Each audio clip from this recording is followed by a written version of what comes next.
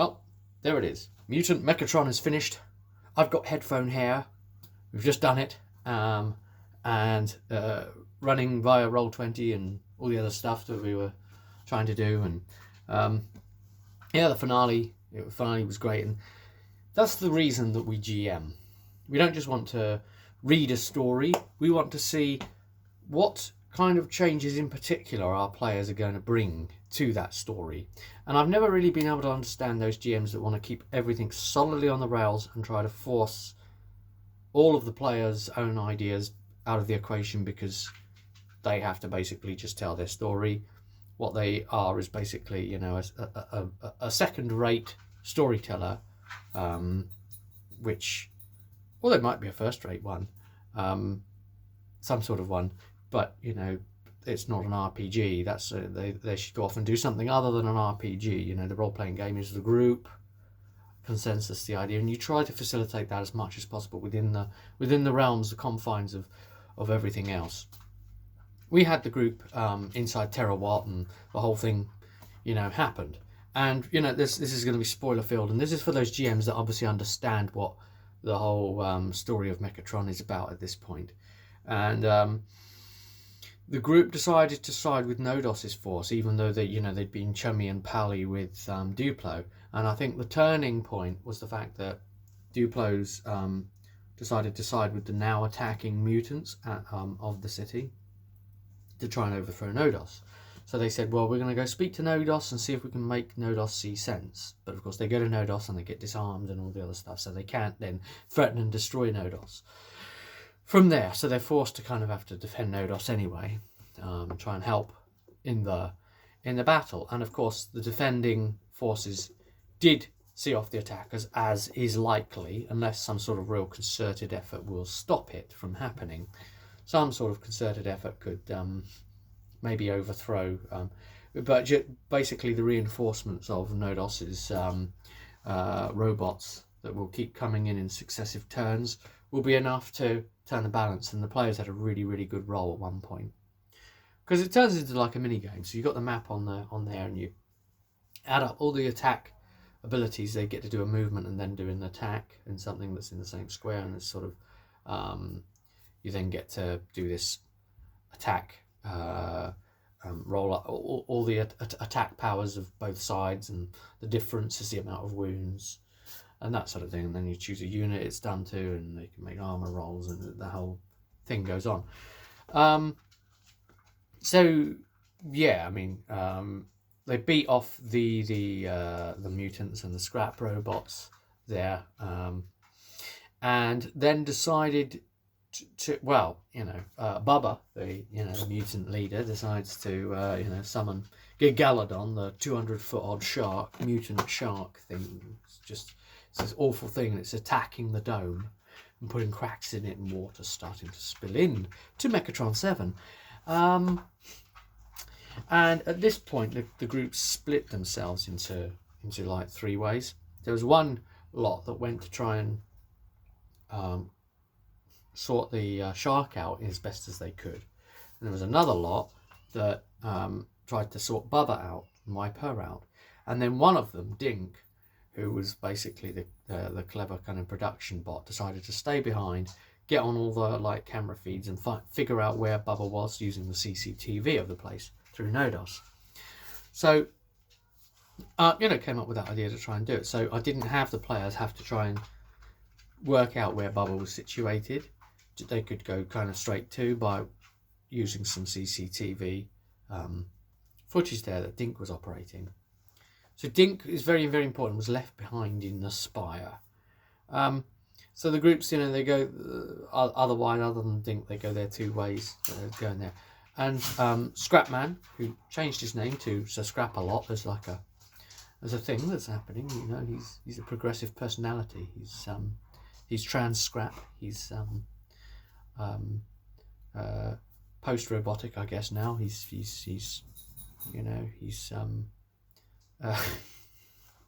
what is that? It's just like transhumanism. When you want to become a robot, what happens when it's in the reverse? When a robot wants to trans into a human?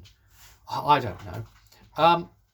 But he also contacted the UVRS Narwhal, which was the submarine back right from the very beginning of the campaign that he'd got this kind of buddy link up to now. And I knew that this was going to pay back off in the final session, and it did, because he's communicating with this thing, and the AI on board has now become self-aware, because, you know, why not? That's hilarious. And it's crazy. It's been there, and all it's been doing is downloading and watching a bunch of old human cowboy western films. So that's what all of its frame of reference is. And it's like, hey, you want a whistle and you want me to turn up as the horse, is that right? You know, it's like, well, I want you to try and distract the shark. Some sort of plan like that. Because, you know, he was... first, the submarine was saying, no, you want me to... Look, I might be shaped like a suppository, but I'm not going in there. So he basically, you know, asks it, guides it remotely to... He's got that connection dealy-do with it. You know, to go off and try and mess with the shark. So you've got the narwhal basically trying to piss the shark off, you know, knocking into it, and this huge, great big thing's trying to take a snap back and then going at the glass again, and they're slowing it down just a little bit. And the group go after Bubba. They find Bubba. It's hilarious things happen. Like when the group try to use their powers and they end up rolling a 1, they have to roll on this other chart because something terrible goes wrong.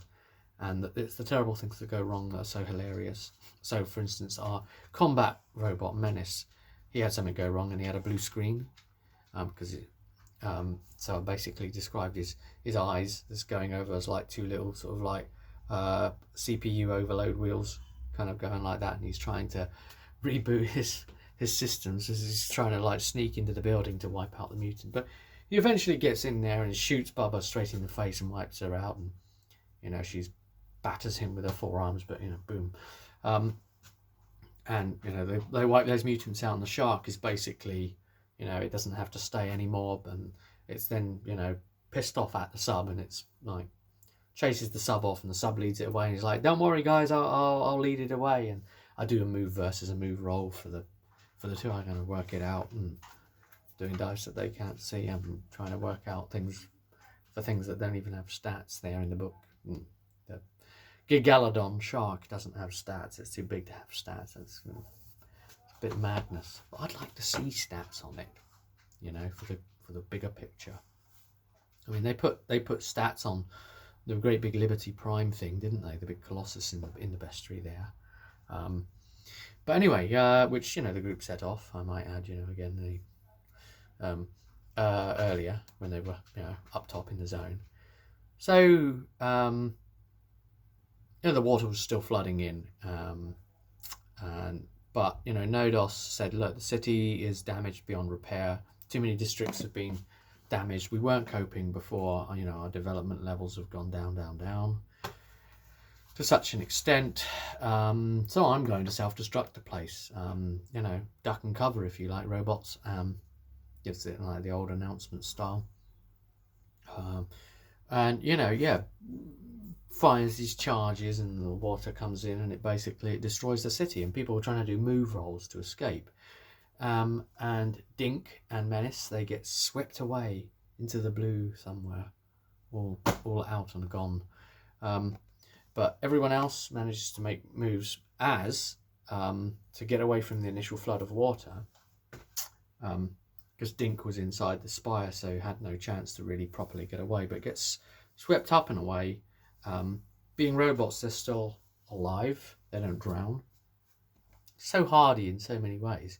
It's another thing that really makes a big difference for the robots is the fact that, you know, when they take damage, you roll on a chart, and it's either going to be one of the 4 stats or a module that takes the damage. So it's not like with living people, who it's like, oh, it's all on the strength, all on the strength, all on the strength. So they have to, you know, this damage can really spread across.